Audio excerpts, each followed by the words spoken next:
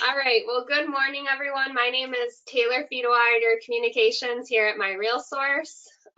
You should be just seeing me and Colleen. I'm not sharing my screen or anything yet, but we have a lot of good content to cover. Just some simple tips and tricks on saving time and money. Pretty kind of just a random bunch of content that we want to share with you.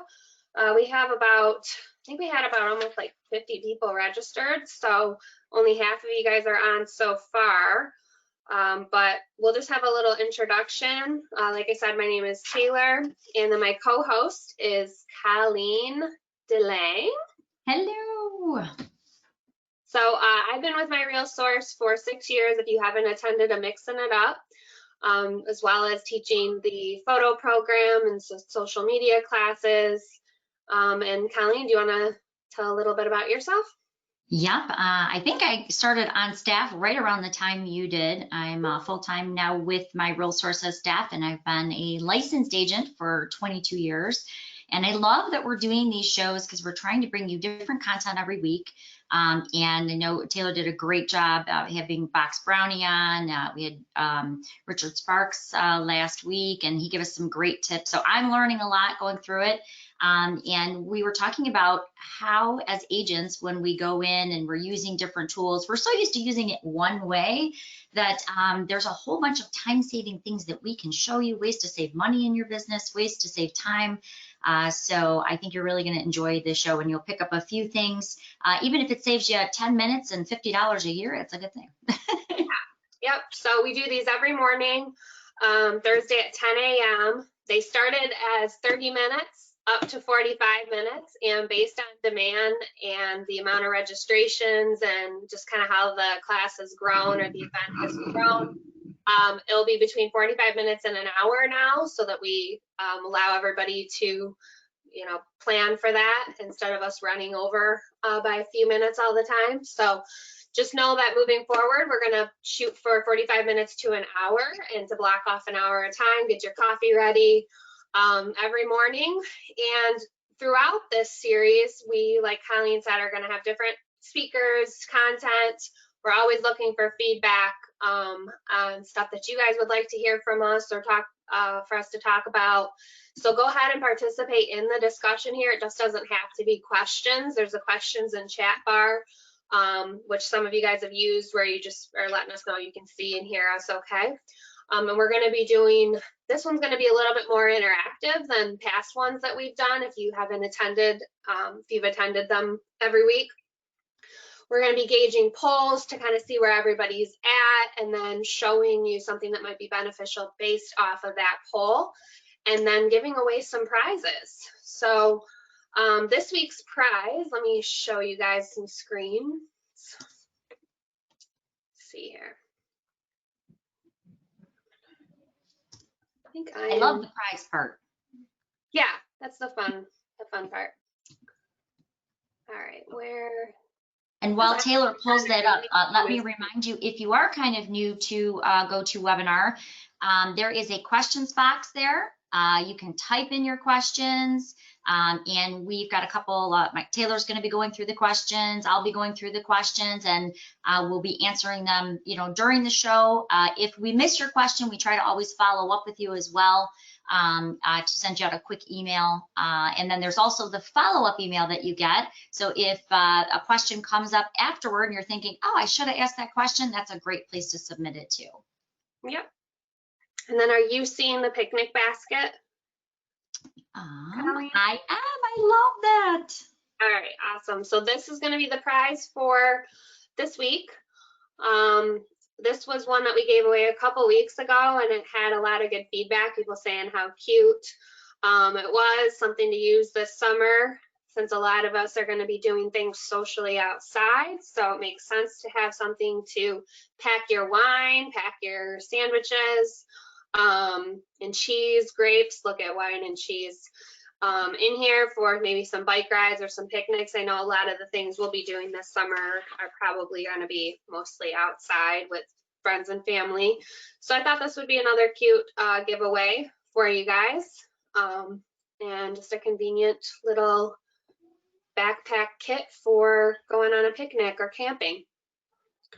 So when we do the trivia, this will be the prize for you guys. And then I guess I'll just start, right? All right. It's kind of that weather. I'm looking forward to getting out on the boat and enjoying the sun. And it's a little gloomy today. It's one of those days where I actually underneath my desk have my fuzzy slippers on. So yeah, it's one of those. We've had a good streak of nice weather for a few days here, so I guess we were due. But I wish I had some window light coming in.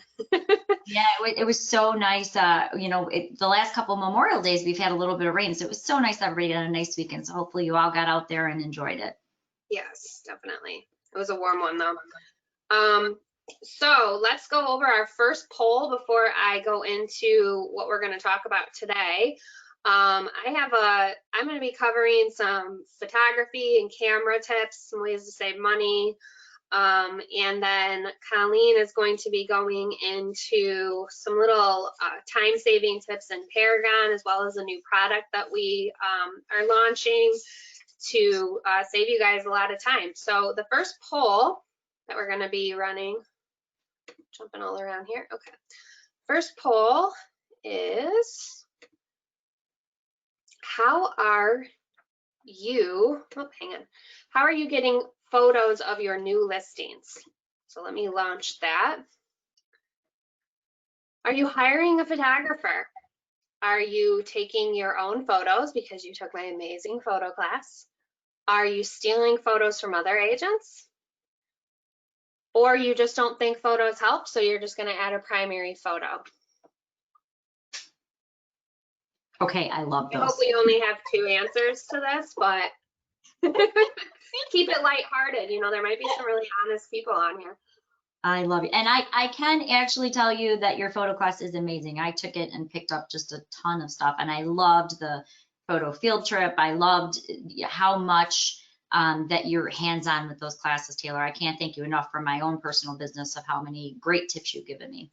Awesome, thank you. Yeah, just so you guys know, all of our stuff has been shifted online right now, of course, so there won't be any photo field trips where it's a hands-on learning experience, but I do have a scheduled photo class intro where we cover a little bit of everything. So I'm going to be adding a little bit more content to that class to try to tie in stuff that we're going to be missing through the summer, since all of our classes are online. So that photo class that I teach is going to be on June 9th. So go ahead and register for that if you haven't already. I'm going to take little bits of the class today and share with you. But the full class is going to be June 9th if you would like to register for that, and it'll be a webinar. So let's see the responses here. Share results. So 45% of you and 45% of you are kind of split, hiring a photographer, taking your own photos. So that's good. That will, I'm sure even if you do hire a photographer, you do take your own photos time to time, or have in the past. So this is what I was expecting. I was hoping that most of you guys would be saying the question or answer 1 and 2. So in terms of hiring a photographer, amazing. I always support wanting to support other photographers in their business. Right now is a tricky time with what they're allowed to do. Most real estate photographers are allowed to go to the listings. However, your sellers might not be comfortable with it. And another thing is just saving money, and being able to take your own photos in a professional way is the best way to save money. Not saying don't hire a photographer for some of the listings that you have, or all of your listings if that's where you're comfortable, but it is always good to know how to take your own photos, have the right equipment to do so. So I'm going to give you some tips and kind of go over some things that you can do, and some information that you should know about taking your own photos. Let me hide those results.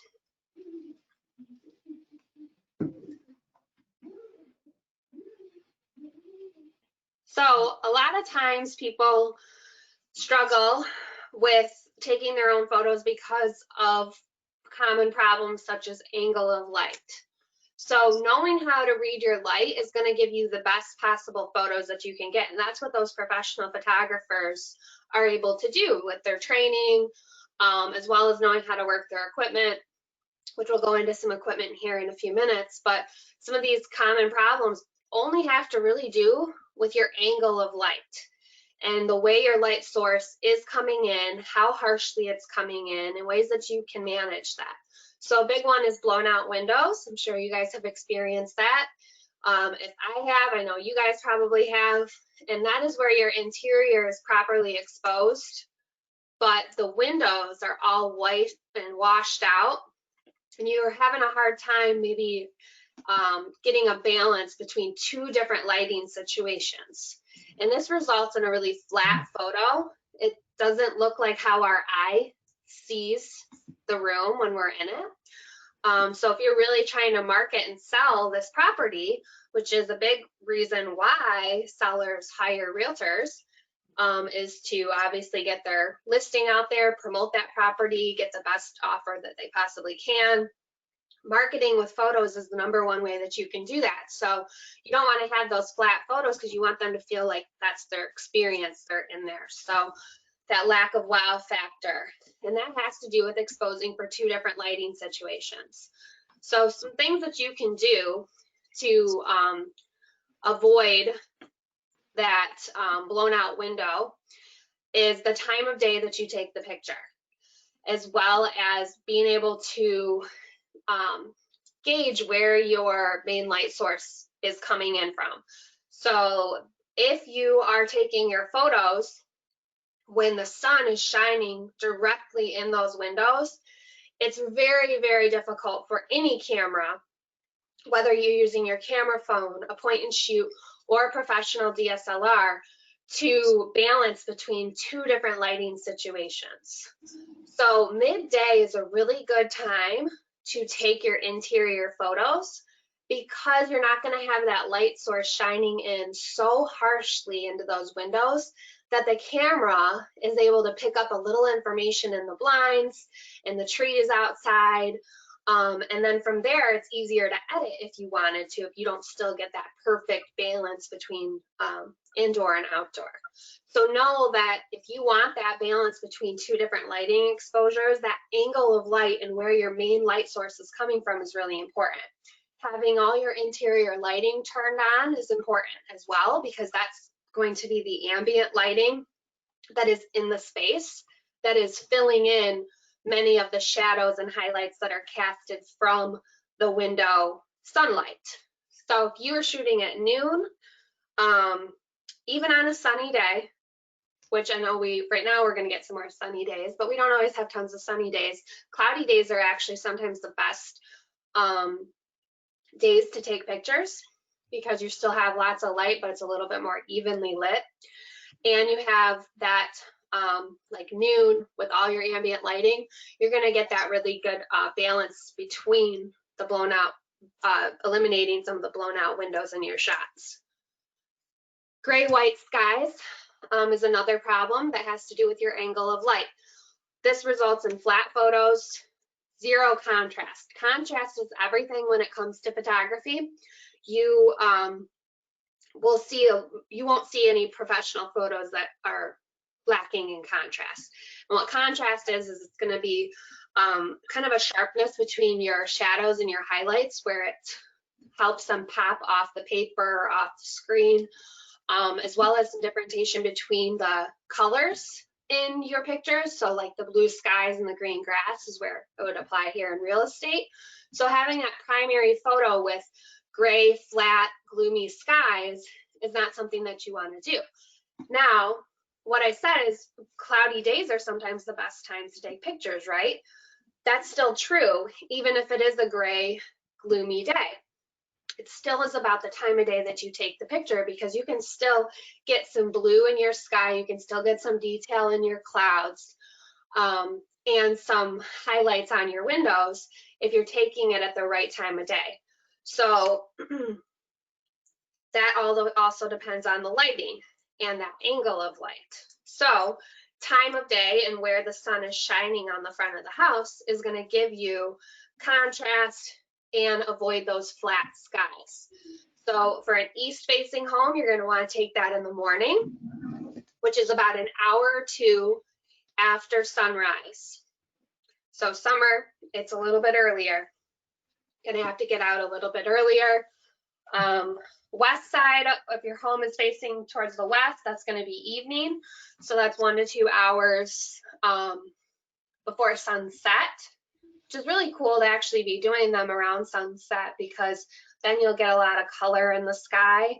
And then as long as you get in before the sun is down and there's still some light coming in those windows, you might be able to get some interior shots that aren't too harsh in the windows.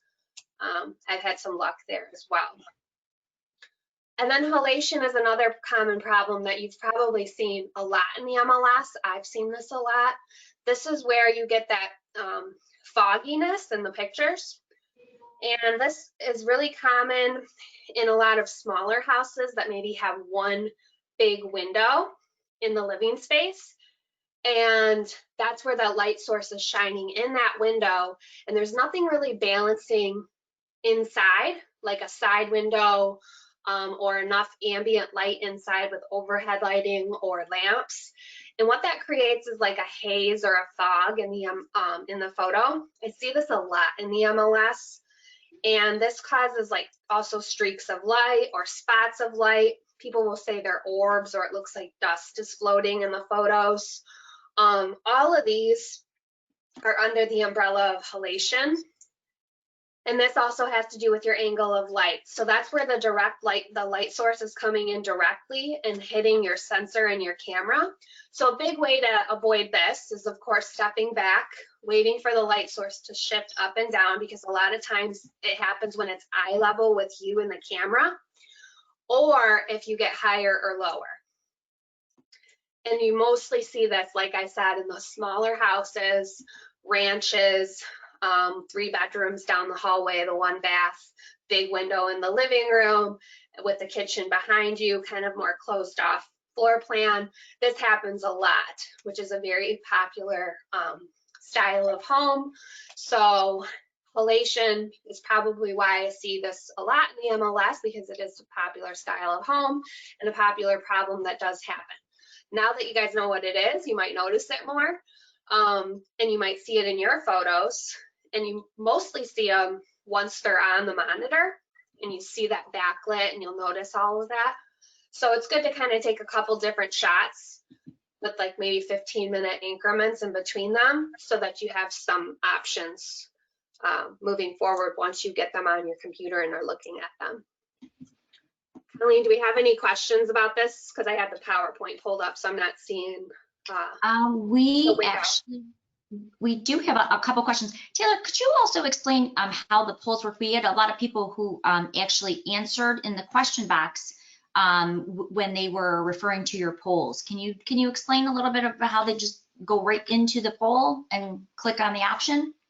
Yeah, might have not popped up for you guys. As long as you have GoToWebinar open, that icon, and you have that open in your on your computer, you don't have it minimized, or maybe a browser open in front of it, that poll should take over your screen.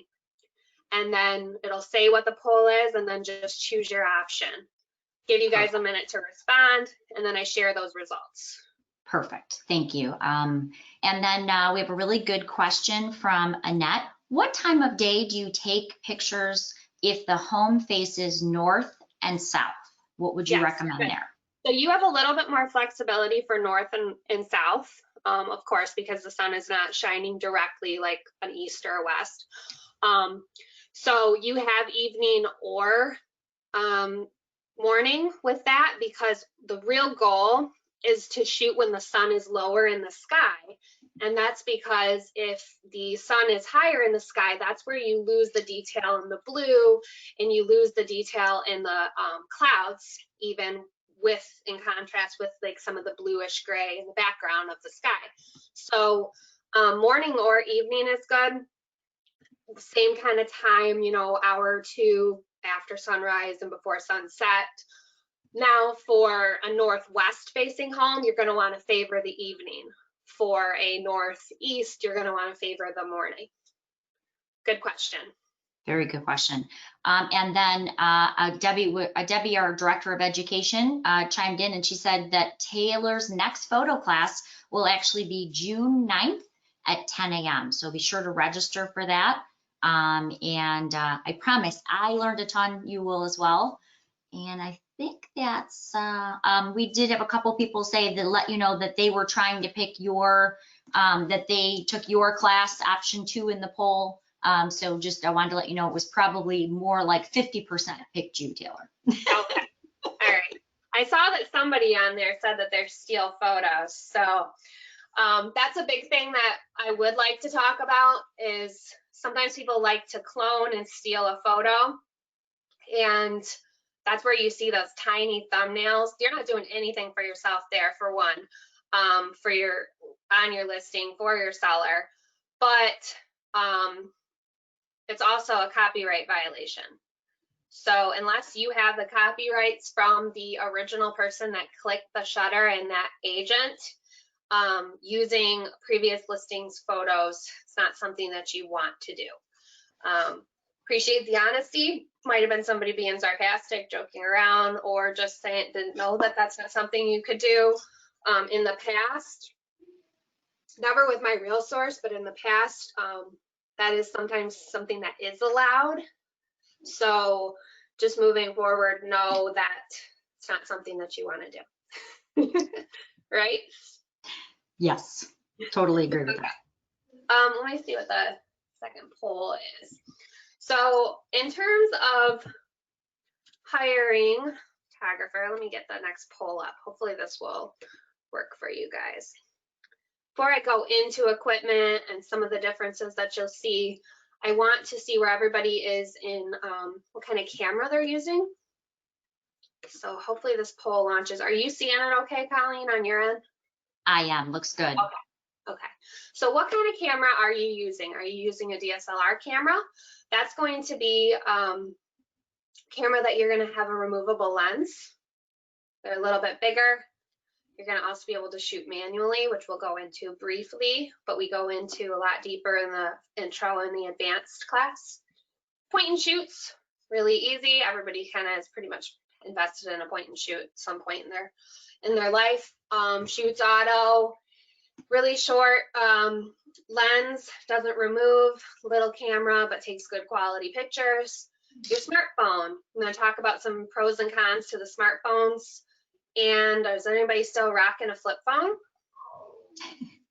I know my husband was really against going to smartphones many years ago, and he still jokes about wishing he could still have his flip phone. And then I remember when he first got his first flip phone, it took a picture on it.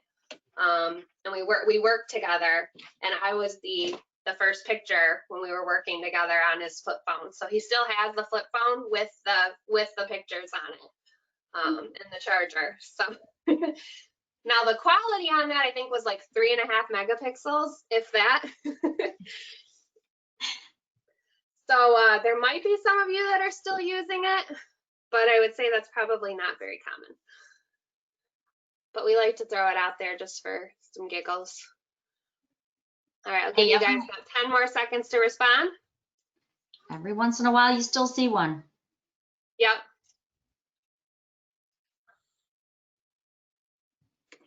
All right, let's share those results. 38% of you guys are using a DSLR camera. That's awesome. I was curious what this poll was going to be, because a lot of times when I teach the class, the photo class, majority of people already have been using a DSLR or recently bought one, or try to maybe borrow one from somebody before they go do a listing photo shoot.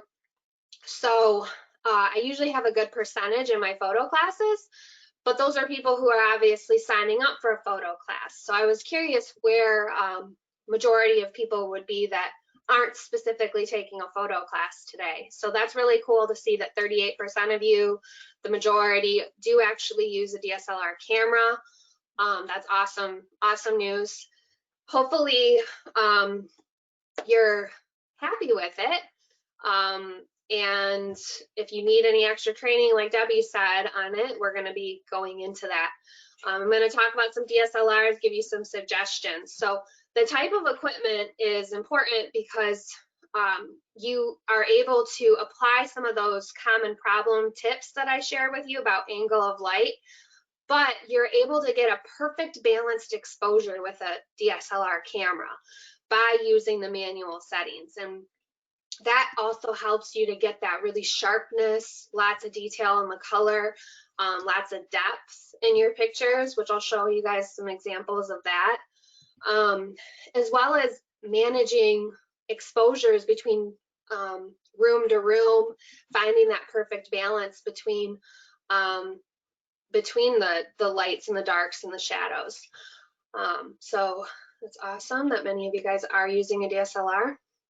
Now, in my class, I recommend a starter DSLR so that you're not dropping tons of money on some super high-end fancy DSLR camera that you're basically using it for real estate, and you're not trying to shoot in really extreme situations like photojournalists do.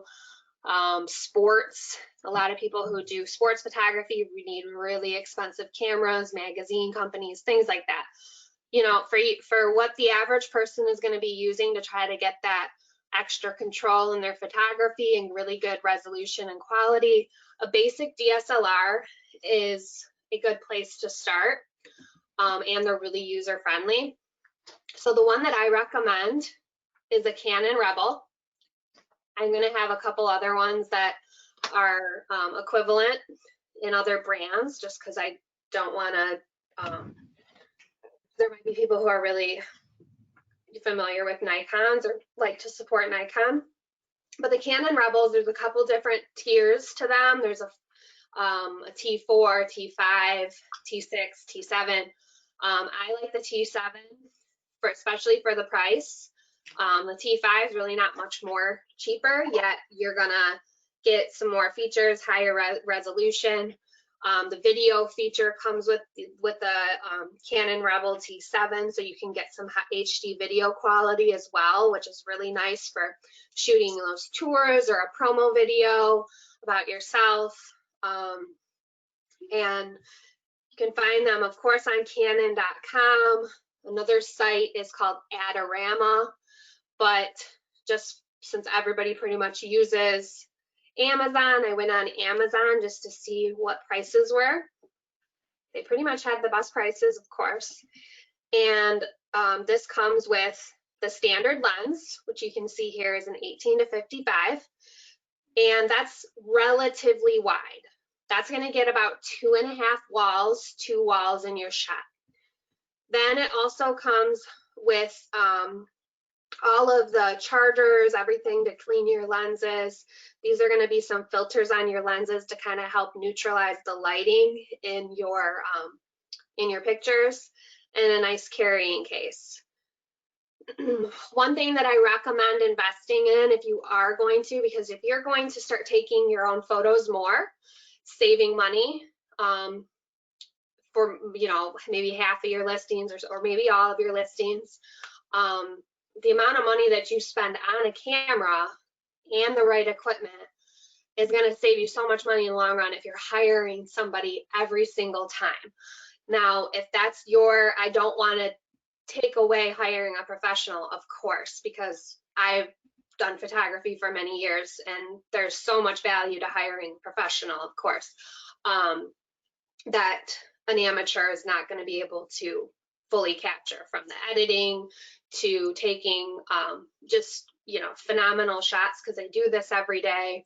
But saving money, the amount of money that you would spend towards this equipment, as well as a wide angle lens, is going to give you really close to professional quality as you can get.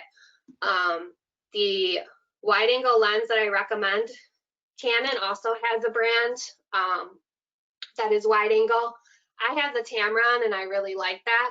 And what's nice about the Tamron wide angle lens is it's going to give you 3 walls. It's going to show more of the floor, more of the ceiling. It's basically going to be like how our eyes see the room.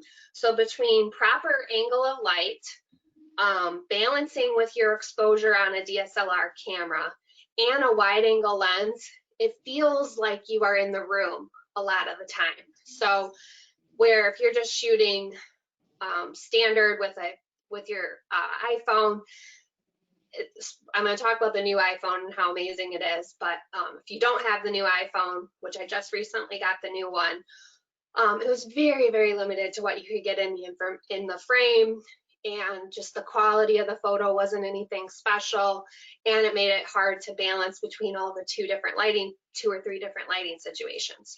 So between the Canon Rebel and a Tamron wide angle, what's really nice is Tamron makes them for Canons and makes them for Nikons, Pentax, and Sony.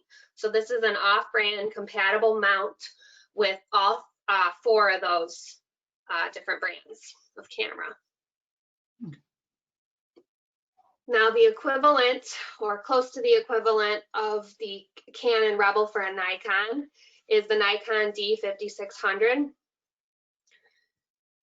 Comes with a lot of the same stuff. This one looks like it comes with a light meter, which is nice. A little bit more money for the Nikon. Comes with some filters. This has a wide angle adapter with it. You can test this out if you were to go this angle, but my experience with them, at least a few years back, was not very good. I really like, obviously, the real solid lens, not something that attaches onto a standard lens. And this is also going to be that 18 to 55. Now, the wide angle that I showed you guys shoots 10 to 24. So the smaller the number, the wider the shot is going to be. So anything less than 10 is going to kind of stretch that picture to look more fisheye. So when you are buying a wide angle lens, look at that range of the millimeters of the lens, and you want to be around 10 or 12. And then whatever the higher number is, the higher it is, usually the pricier it is, because then it starts to work as a zoom lens. So this one is strictly a wide angle lens, 10 to 24. 24 is not a really heavy zoom, but 10 is really wide.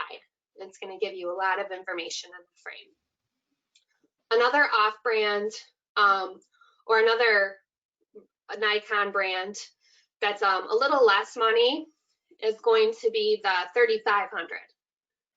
This is probably the most popular one I see besides the Rebel in my class. If people bought a Nikon, this is usually the one I see. The one thing that I do like about it is it shows you visually some of the settings right on the screen. But I've found Canon Rebels, if you are going to invest in one and you haven't, I find Canon Rebels a lot easier to use, just because a lot of the buttons that you use are just right there, right where your thumb is, from like ISO and all the stuff that we'll talk about in the photo class. But honestly, it's all personal preference. If you've been a Nikon user in the past, here's a couple options for you guys. Another off-brand wide-angle lens is the Sigma. I've had a Sigma and I've had a Tamron. My Sigma was pretty good for a couple years, and then started to kind of act up. But yet I know a lot of photographers that love their Sigmas. They haven't had any issues with it. What's nice about Sigma too is it is compatible for all the different brands from Nikon, Pentax, Canon, Sony. Do we have any questions, Colleen? I just looked. I did not. It was funny because a lot of people were asking earlier when you were doing your first example what camera you were going to recommend. So I think that was a lot of the questions they were hoping you would recommend, and I'm getting a lot of different. Thank you so much. That's what we were wondering. What would you recommend? What do you use? And so no, I think you're answering it. So good. Yeah, it's always sometimes just equipment, even for me, if it's not even photography equipment sometimes, but just equipment and stuff can be really intimidating. And you read reviews and there's always something.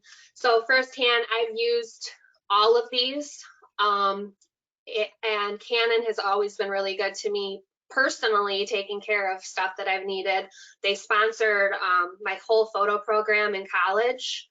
And then Tamron, I've had this lens for 7 years now. No issues. I love it. Sigma, like I said, it worked really great for me for a couple years. I didn't have a the longest experience with it, but like I said, other photographers I know that use Sigma, totally fine. They're happy with it. But just knowing where to get started and, you know, knowing what to invest in, because sometimes a lot of people will get confused if they look at a camera and it says wide. That is deceiving, because this lens right here, 18 to 55, is technically wide because it's 18. And if you look at where the this lens is, where does 18 fall? Right in the middle. So it's still going to shoot relatively wide, but it's not a wide angle lens. So I've had a lot of people come to class where they're like, well, I bought this at Best Buy and they said it's a wide lens. No, it's not a wide angle lens. It shoots at a wider, it's not a zoom lens, basically, is what a lot of confusion is. And sometimes that some of the stores, they might not know that or explain that deeper to you, the salesperson. And equipment can be intimidating. So these are good places to start based on a decent budget, and reviews too, and awesome. personal recommendations that I have. So if you guys have any questions about like other brands, I do not have a ton of experience with Sony. I used to use the Pentax film. I love my Pentax film, but I've never used a Pentax digital. Most photographers I know use Canon or Nikon, but if you guys want, Pentax is another brand, and Sony as well. And they're usually a little bit cheaper, but I love my Pentax film camera I had. It's what got me through high school photography and my first year of college photography, because it was all film. You had to learn on film before moving to digital. They made it difficult on you because film's a lot harder. Now the college kids these days, they have to take, I think they have the option to take one film class. It's not something that's like part of the whole program, where when I was going, you had to take, I think it was like 3 different film classes before you could get into the basic digital photography. So you had to be really knowledgeable and experienced in your settings, because what's nice about digital is you get that immediate result with your setting controls, and you can see what you did wrong. Film, you learn the hard way. You take as many series of shots as you can, you go through so much film, and then you develop it, and then you pick your best one based on the settings. And sometimes you get really disappointed once you develop your film. I know that I had a few of those projects. So let me see if there's anything else I wanted to cover in terms of equipment. And I just kind of want to show you guys a couple differences between the settings that I was talking about in manual shooting. Now, I'm not going to go in too deep into this, because we go into this in the photo class. If you really want to learn about all of this, the photo class is where you want to take this. But know that with these DSLR cameras that I'm talking about here, you have control over a lot of things, like I talked about in exposure, detail, but you also have something called depth. And depth is where you see that professional grade in your pictures. So where they get that blurry background for maybe close-up shots. This can be done with your aperture setting in a DSLR. Really nice to have a DSLR for really big spaces as well, because you get a lot of detail. This is like a deeper depth, as you're seeing in this kitchen, this amazing kitchen. But you see I have photographing about 3 rooms here, and all of the details very sharp throughout, where my point and shoot wouldn't have captured all of this depth, even probably right here, let alone the stone and the fireplace back there. Deep depth of field is really good for a primary photo too, because you're able to get lots of detail in the foreground and in the background, the brick of the house, even though it's really far away from the house. So that's important, as well as the exposure control like I talked about. So take this shot, not too happy with it. It's a little bright. I can actually change my shutter speed and get it a little darker to get some detail. Here's one where I could take where it's just a little too dark, but I got some detail in the windows. Now I have some flexibility in my settings to get that perfect balance between indoor and outdoor. Nice. And then lastly, I just want to talk about the camera phones. Now I had the 6 Plus for a few years. You know, it was fine for just general stuff, taking pictures. But then I got the 11 Pro Max, and I'm not going to say it's just as good as a DSLR, but it's really, really close. You don't have as much control, but it's very intuitive. It's very smart. So it's a great backup to have if you are looking to upgrade your phone. This was really impressive to me. So this was the iPhone Pro Max. This is our classroom at MiRealSource, if you haven't been there. I miss our classroom. Yeah, if you haven't been there, get your butt there once we're able to have classes in the office again. And this was with the just a T4 with a wide angle. So you can see how wide, standing around in the same spot, how wide this Pro Max really is. It's a little stretchy up here in the corner, but what's nice about it is when I have my camera pulled up, I can actually zoom out as wide as I can go, but when I do that, I can actually zoom in to kind of, if it's starting to look a little too stretched, I can zoom in to still have wide, but not as wide. So if you were to think about it as a lens in like millimeters, this is a 10 to 24, shooting my lens at 10, as wide as it can go. Say this was like 8. So it's a little stretched. I could slowly slide it to be a little bit zoomed in and get it more realistic without stretching it. So I obviously like the detail, the color, everything better with the DSLR, the sharpness. However, this is a great backup camera to use. I'm really impressed with it. And there's still more to it that I need to fiddle with. I know that like the portrait mode it has is really good for using shallow depth of field pictures, which was one of them that I showed you guys with the close-up stuff and everything blurry in the background. So just know that if you are due for an upgrade or you want to, the Pro Max, I'm really impressed with it. And I have never been impressed with camera phones. I mean, I like how easy they are to use, but I would never do photography with my camera phone. Even on vacations, I always would lug around my DSLR. Now I don't feel that way. I feel like we're gonna go somewhere. I feel confident not gonna do the location a disservice by taking pictures on my iPhone. And I wouldn't feel like I had to lug my DSLR everywhere I went when I go somewhere cool. So that's always a plus.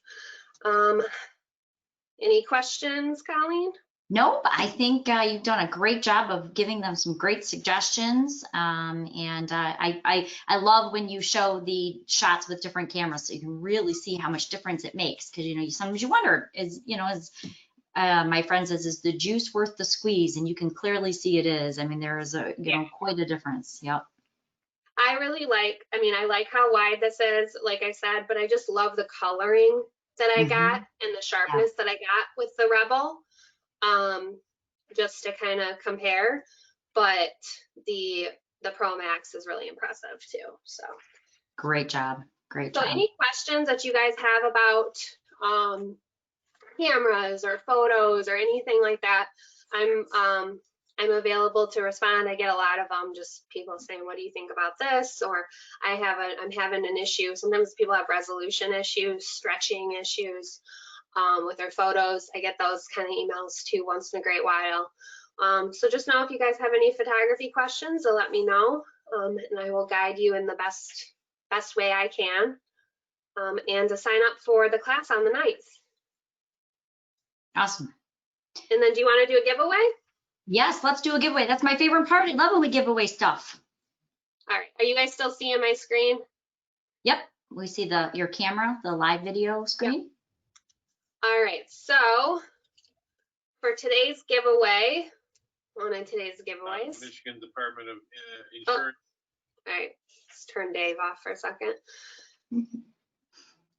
So Colleen has been working very hard at learning a little bit more about our YouTube channel and making sure that it's a great source for our members. We're going to be adding even more content. We don't want to give too much away, but of course, training videos, webinars, all of that is on here for you guys, as well as some new exciting things that are going to be coming. So we have lots of playlists that you can watch for our videos. So if you have not subscribed to MiRealSource Media yet, please do so. And then the first notification that I get of a subscriber today, while Colleen is taking over, I'm going to be watching, will win this beautiful, let me close that out, this beautiful picnic basket, picnic backpack, wine, cooler, whatever you want to call it. That is like screaming my name for Stony Creek. I mean, that just, it could not get better than that, right? That's awesome. I know, I wish we would have had this for our bike ride that one time. Yeah, that would have been awesome. We have to do that again. So, after that. Yeah, we totally have to do that again. All right, I'm going to grab your screen. Is that okay, Taylor? Yep. All right, and I know we're running a little over on time here, so I'm going to kind of make mine brief here. Oh my gosh, I'm so sorry I talked so long. No, I love it. Everybody was really enjoying it. Of the comments, as you go into the questions, you're going to see how many comments thanking you and for the great information. So I think it's guys, I ran over a little bit. I get really passionate talking about it. Apparently. I love it. I love it. No, and it comes through, and I think it's really fantastic. So I am going to just, can you see my screen, Taylor, the Paragon screen? Yep. All right. So I'm just going to show you a couple tips that really have helped me. I wanted quicker ways to be able to search. I wanted to be able to find multiple addresses at one time. So I had been complaining to Brian. Let's do a poll quick. Oh, okay. You let me do that. All right. Oh, thank you. Yep. All right. So on your screen, you should see a poll in front of you. Hold on one second.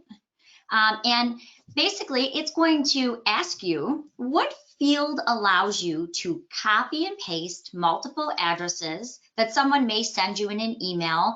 And a good example is a lot of times as an agent, I will get an email from a buyer who found 8 or 9 listings on Zillow, or they found 8 or 9 property addresses. They'll email them. And I had said to Brian for quite some time, we should have a field where you could plug in or copy and paste 8 or 9 different addresses. And so if we had a field, what would that field be called? The search by map field, the multiple address field, the originating MLS field, or the full address field? Okay, so go ahead, take a guess. Huge time saver if you're using this field. Oh my gosh, I love this.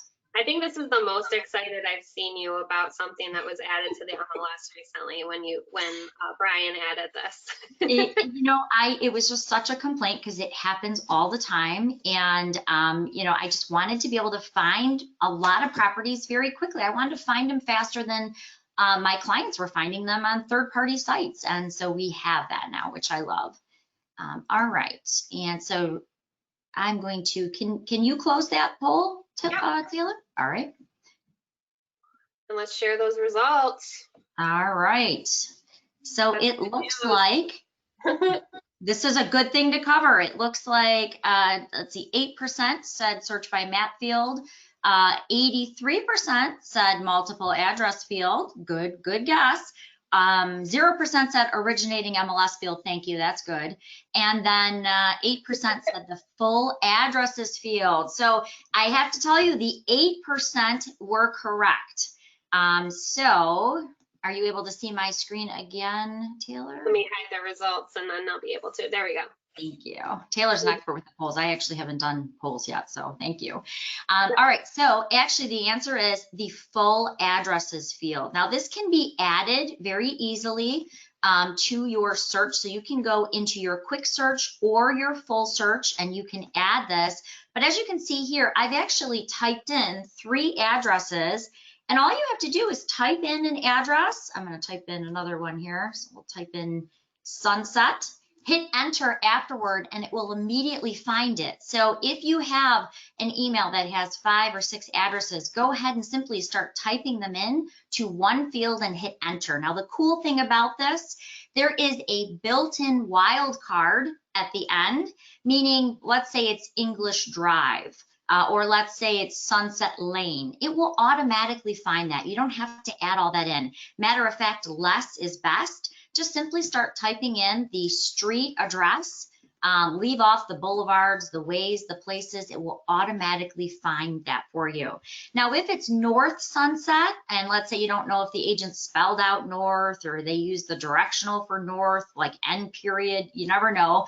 I would actually just use the asterisk or the wild card right before the word sunset. But this allows you to pull up a ton of property addresses, up to 30 at a time, right in one field. Now, one other little trick is if they've emailed it to you and you simply want to copy and paste them, what I generally do is I will hit the forward button on my email and I will make sure there's a comma in between, and then I copy and paste it right in here, and it works like a charm. It just makes it so much easier when you are trying to find a lot of addresses quickly. Remember, not only can you add this to your quick search, but you can also add that to your traditional search as well. So if you want to add it to your quick search, if it's not there, you're going to go up to that little widget up at the top, simply add it into your quick search. If you wanted to add it to your full search, let me shrink this down just a little bit, you can actually add that into your full search. Just hit the customize button and that will work for you as well. All right, can we launch the next poll, Taylor? Yep. Lisa is saying that she's only seeing your home screen. I see. Do you see the quick search over here? Yeah, I see you adding it. Lisa, it took me a quick second too, because I was like, is she demonstrating this? The GoToWebinar panel is, if her quick search is off to the right. Right over so here. That GoToWebinar panel hangs over on the right there. So as long as you move that over, which I had to do to watch what she was doing, you can see the her adding information to the quick search. Not sure if that's what you were letting us know or not, but I was like, where is she? And then I realized that you had the market monitor on the left, where I usually have mine on the right. Gotcha. Okay. Well, hopefully you can see that. I can blow this up just a little bit. Hopefully you can see that okay. Yeah. And sometimes right. people just minimize the webinar thing altogether. So if you didn't, then it might have been blocking it a little. All right, let's do the next poll. All right, let's launch it. Thank you, Colleen, for going over that. All right, next poll is, what is the software product that provides the trusted municipality record for properties? Is it InfoSparks? Is it Realist? Is it BSNA? Is it Zestimate? Or is it HomeSnap? The trusted municipality record.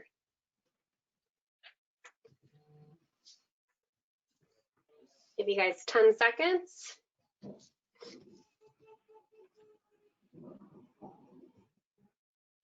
Colleen's going to show you something really cool that will save you some time and money with this software.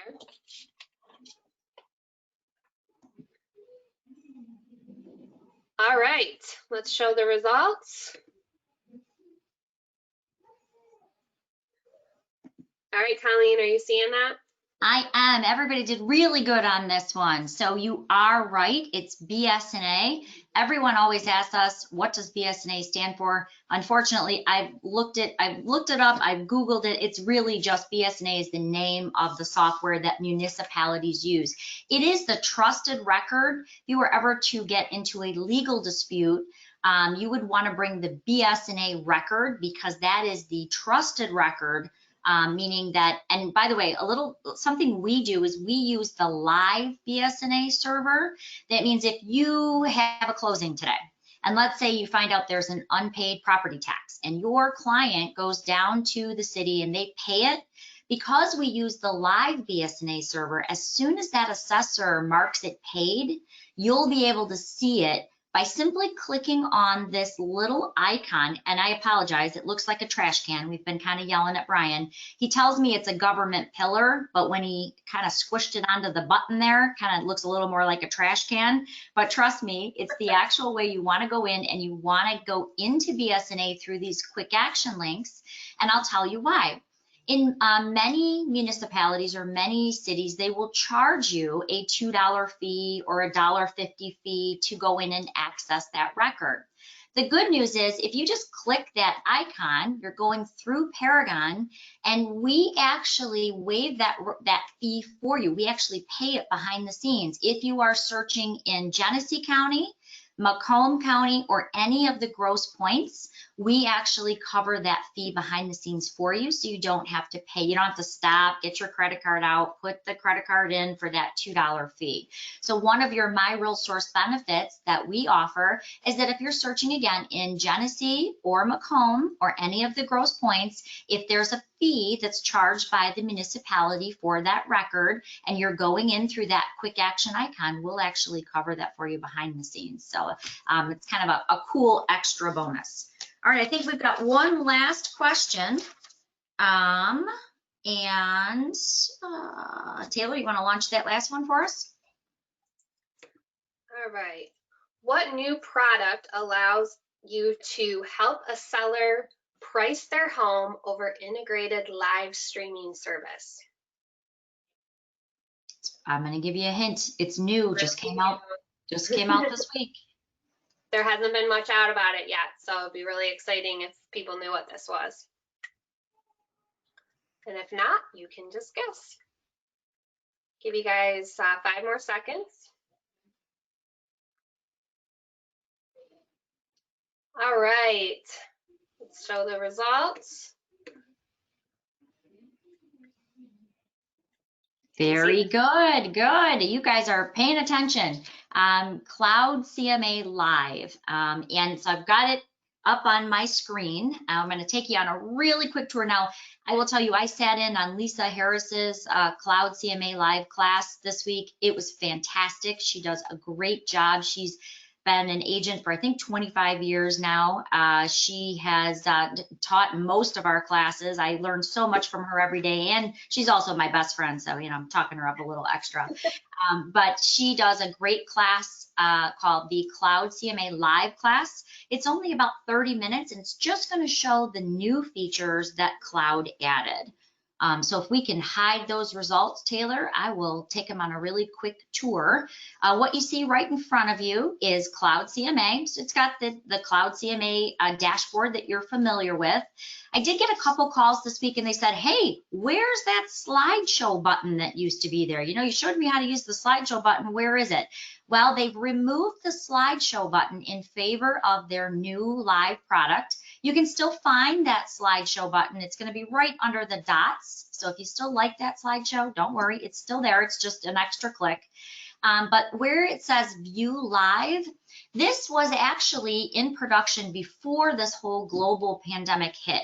They had been working on it. They started working on it last year, and they were set to release it in the fall. But what actually ended up happening is due to the pandemic, they hurried it along and they said, you know, we need to give agents a way to present their CMAs with integrated software like Zoom. Matter of fact, your choices, if you go right over here to the hamburger stack on the left, it'll actually show you. You can choose to share it with Hangouts. You can choose to use Screen, which if you're not familiar with Screen, it was made by the people who created Slack. There's Skype, there's Zoom, but this is really a great option for giving a CMA over the phone. But it does some amazing new things. Of course, you can use these tiles to jump into, show exactly what you want. You can do start presentation, which will literally walk you through your CMA. It will give you a lot of that great pre-written marketing material. But one of the things I personally really love about this is that it shows you your subject property here, but it also shows you if the property you're comparing it to, let's say, has less square footage. You can see right here that this property has 20% less square footage. So it kind of gives you a comparison right here of differences from your subject property. Maybe it has one more half bath.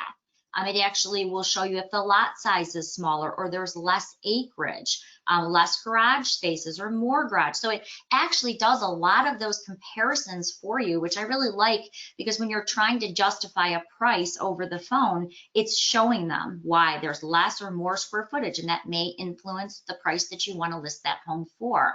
So that was one of the things I really liked. The other thing is, if you're sitting at their kitchen table and they said, well, what about Joe Schmagegi on the corner? Maybe you didn't include Joe Schmagegi's comp because you knew it was a little bit different. You can go right up to this map here, which I love.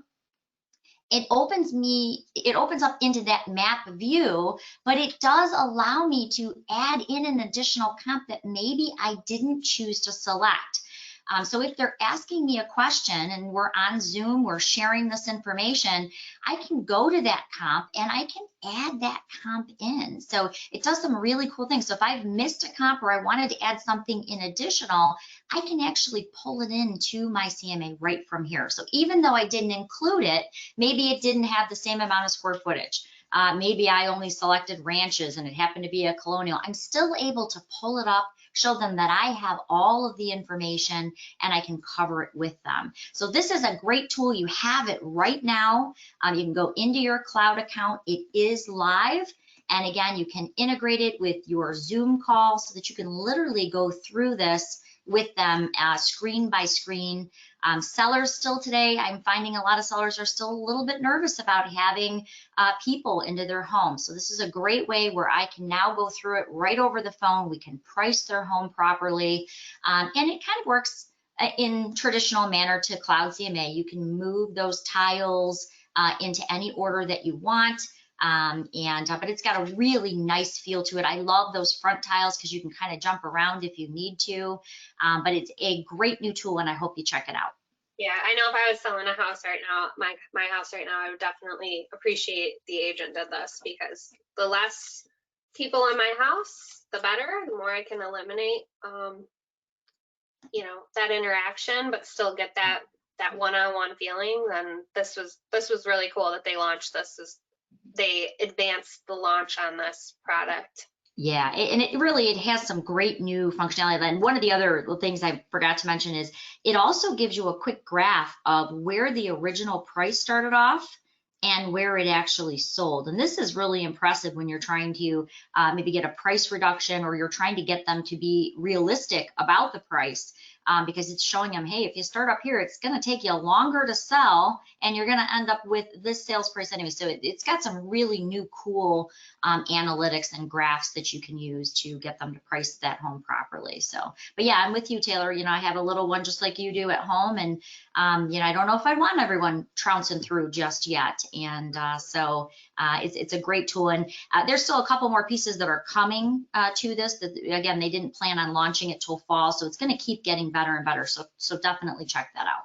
Yeah. Well, I just wanted to let Holly Miller know she won one of the prizes. She was our first subscriber today. So she subscribed to MiRealSource Media. So you'll get alerts anytime you're on YouTube about anything that we've added or videos that they think might be interesting for you. Their algorithm sometimes helps find stuff that's similar to what you like to watch. So Holly, I will be emailing you just to get a desired mailing address so that you can get that wine picnic basket backpack thing. And then the last trivia question is going to be, what product demonstrates to a seller exactly what the market conditions are? So if you are dealing with a seller right now and they are, you just kind of want to tell them it's a great time to sell and how to show that to them, what is the product that will be a great tool for you there? And you can use the questions chat bar. The first person to get it right will win. And Taylor, while you're doing that, one question came in, where do I find these classes? Remember, we are recording today's class, and we've recorded all the other classes. I assume you're talking about either Taylor's class or Lisa Harris's class. We have an education calendar that you can find right within Paragon. But remember, if you go to our YouTube channel, and if you do, please subscribe. We have recorded all the classes, and Lisa's great class that she just taught, Debbie uploaded it. It is there. Remember, the YouTube channel is MiRealSource Media. If you subscribe, you'll be able to see all of the pre-recorded classes, including that great class that I just got to sit in that Lisa taught. Taylor, I think your photography classes are uploaded there too, correct? No, they're not. They're not. No, yet. they're not. Nope. But all the Mixin It Ups are, so some of the tips on here will be on there. But yeah, I believe most of our classes are going to have their own playlists based on the category, as well as some original content that we'll be putting out that will be just, you know, more fun, get to know us, games, things like that, little tidbits of information, MLS update things. And then Dave actually just texted me a few minutes ago and wanted us to let everybody know about the podcast. Oh, great. So apparently we can talk about that now. I didn't know we could yet. So as well as we're trying to figure out how we're going to do it, but there's going to be little clips of information from the podcast on our YouTube channel too. But MiRealSource is launching a podcast hosted by our CEO. All of the staff will be, you know, part of it as well, guest speakers. And I'm going to take over the screen. Let me pull it up so you guys can see where you will find this. I'm really excited about this podcast. I got to listen to a couple of podcasts that Dave did. And, you know, he's so great at talking about what's trending in real estate, but he always seems to know before it becomes trendy. So he kind of, I'd say he has a crystal ball. He's really good at seeing what's coming even before it comes. So I'm really excited about launching his podcast. Yes, yep. So we've been working on this for a little while now. Something that just based on a lot of questions that Dave gets from people in the industry, brokers, realtors, other CEOs for MLSs, just a lot of content that will be relevant to just the industry as a whole. And information will be going out about it to subscribe and listen to them. But you can visit our podcast website that's going to have all of the content on there. We'll be doing these every week. Every Tuesday they'll be released. So there's information from, you know, new announcements from us, discussions, data sharing, data distribution, toolkits, things like that. We have a lot in the works that we'll be doing. And Dave is the host. So if you guys know Dave, you know that he has always so much knowledge to share. He's been in the industry for a really long time, I think like 30 something years. So in terms of being a broker, agent, and board of director, CEO of MiRealSource.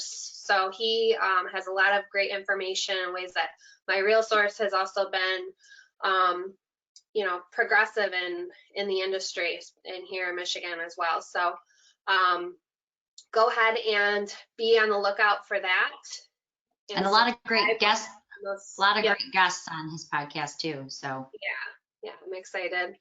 I will be on in a couple weeks, I believe, as one of the guests, talking about some information for you guys that will be valuable. And the winner for the basket is Mickey Galley. Hopefully I said your last name right. You are the second winner. So she was right. Awesome. About market stats. So market stats, back to our trivia question. What product demonstrates to a seller exactly where the market conditions are? That is market stats. And to find market stats, that is under resources in Paragon. And we also have classes on it, all on our YouTube channel, and you can register for them as well. All right. That is awesome. Is there anything else you want to close with, Colleen? No, I think we've covered all of the questions. I appreciate you being here. We're very excited. Our next class, just so you know, we're going to have people in. We're going to have a guest speaker from a MasterLock. We're going to talk about the integration that is built in right through the Showing Time app. We're also going to show you some cool Showing Time tips using the carts, and so you're definitely going to want to check out next week's. Again, it'll be Thursday, 10 a.m. We'll mix it up again right here. All right, great. Thank you guys so much for attending, and be on the lookout for the podcast, subscribe to our YouTube, and any questions that you have, suggestions, content that you would like covered on Just Mixing It Up or possibly our podcast, go ahead and shoot that to us. And yeah, I'm excited for next week. I'm excited to have them on from MasterLock. Me too. It's going to be great. So thanks again, everybody. Yep. Have a good one. Thank you. Stay safe.